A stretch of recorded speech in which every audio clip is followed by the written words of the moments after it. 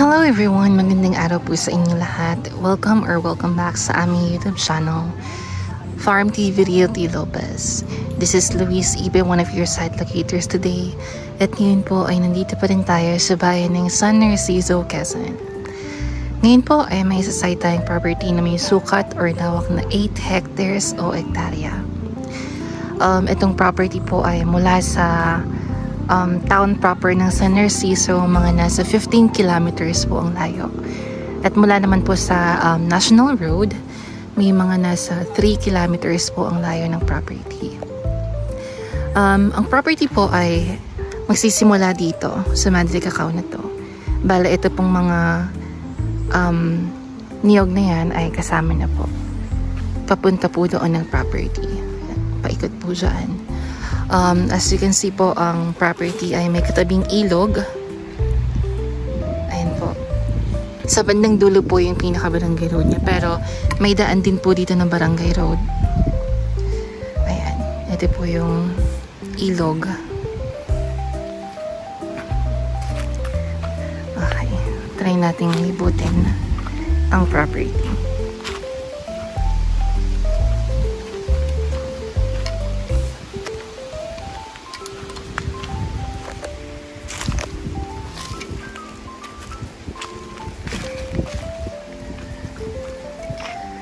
Kung makikita niyo, sobrang daming puno ng niyog. Although parang hindi pa sila like sobrang matataas. Feeling ko mga bata-bata pa rin tong niyog na to.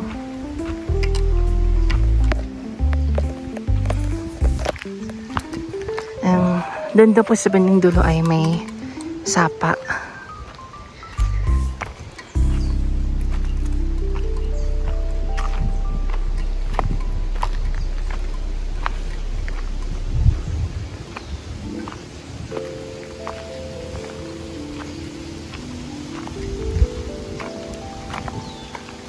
Merong kamansi, kung familiar kayo.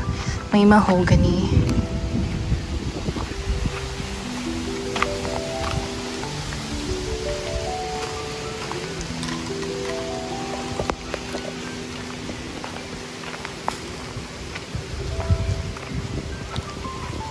Mga ilan daw yung puno lang yun?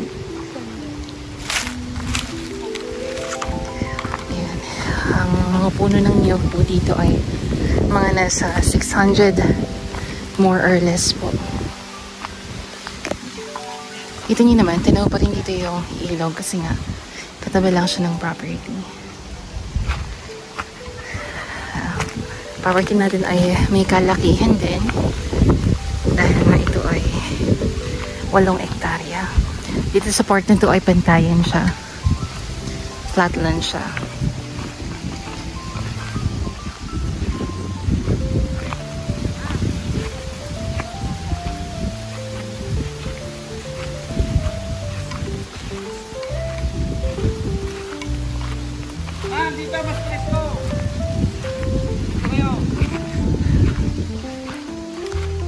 Actually, pwede itong gawing tubigan eh. Pwede siyang gawing tubigan.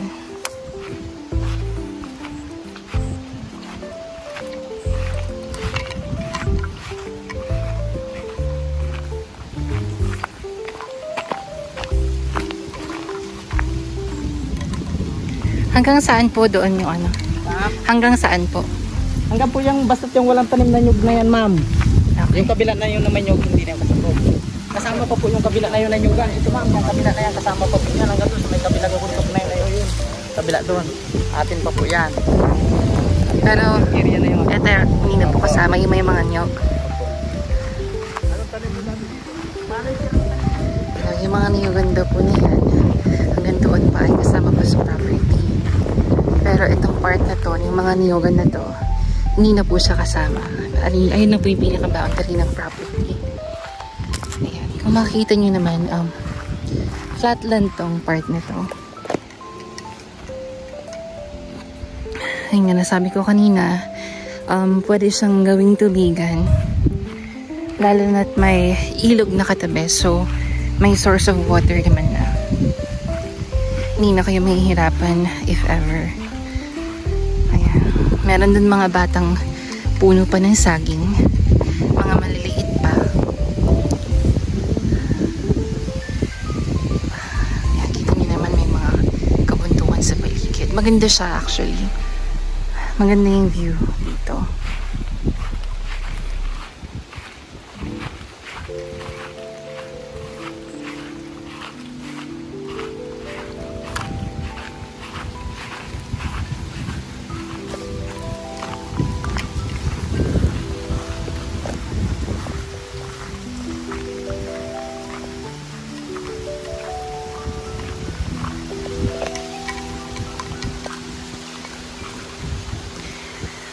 Pwede nyo rin siyang pagtayuan ng bahay kung gusto nyo.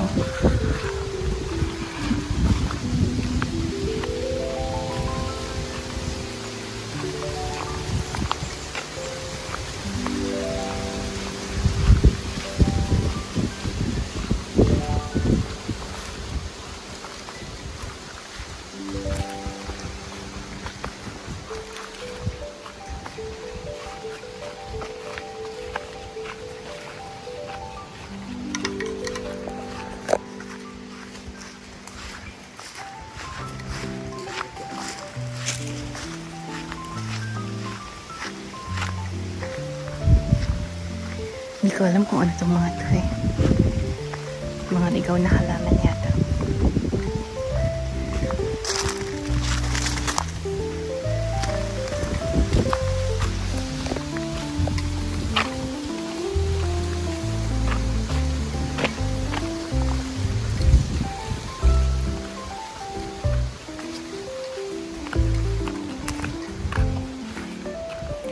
Meron pa rin dito mga puno ng niyog. Ayan, may puno ng mangga kung nakikita nyo.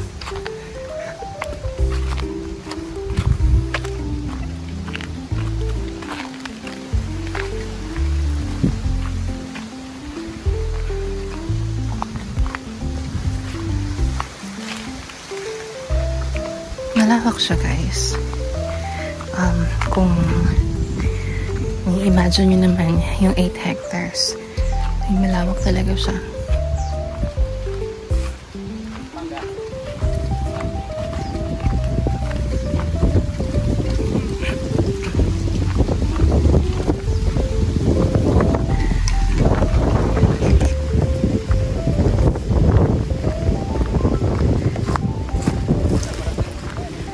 Magandang property kasi nga flatland siya.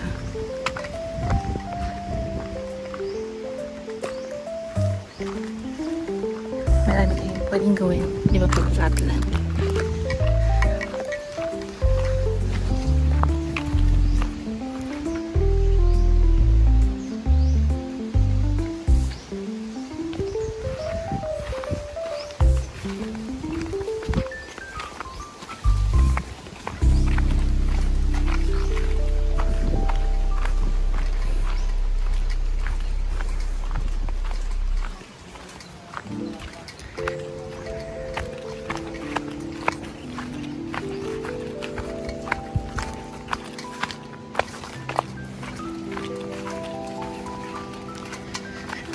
Dito ay kita pa rin ang ilog.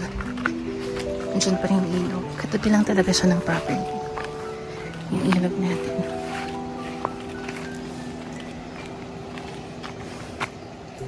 Diba? Tinong-tunong yung ilog. Ayun lang mo sa baba.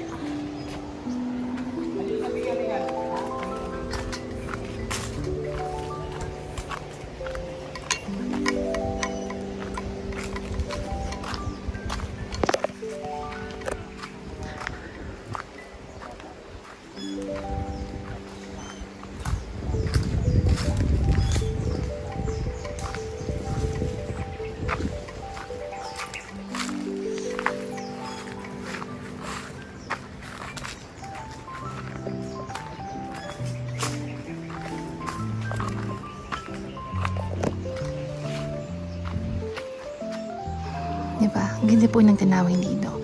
Bali dun po tayo nang galing kanina. Ang layo rin po ng nilakad natin kasi nga malawak ang property.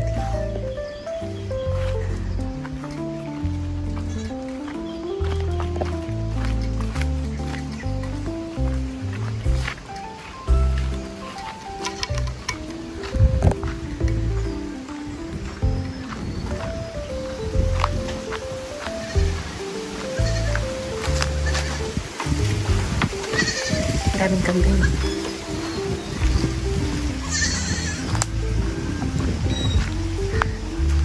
May puno pa rin ng mangga. Diba? Merong kakao yata yan. Or langka. Hindi ko alam. Kakao.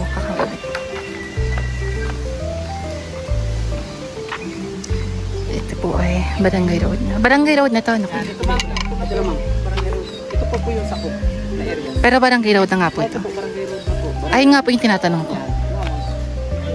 Pero ito sakop namin sa property. Ito sakop sa property. So, nasabi ko naman kanina guys na katabi lang siya ng Barangay Road. Bale, ito yung Barangay Road. Pero hindi na po ito kasama sa property. Ayan, ito po yung Barangay Road. Hanggang dito na lang po yung property. Para may nakita rin akong ano dito. Guyabano.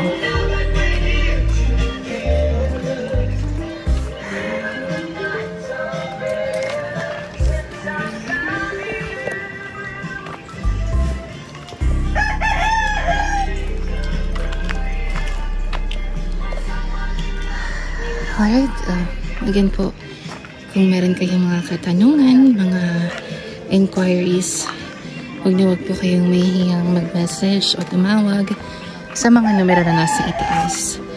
Again po, this is Luis Ibe, one of your site locators today. Magandang araw po sa inyo lahat. Thank you so much and see you on our next vlogs. Bye!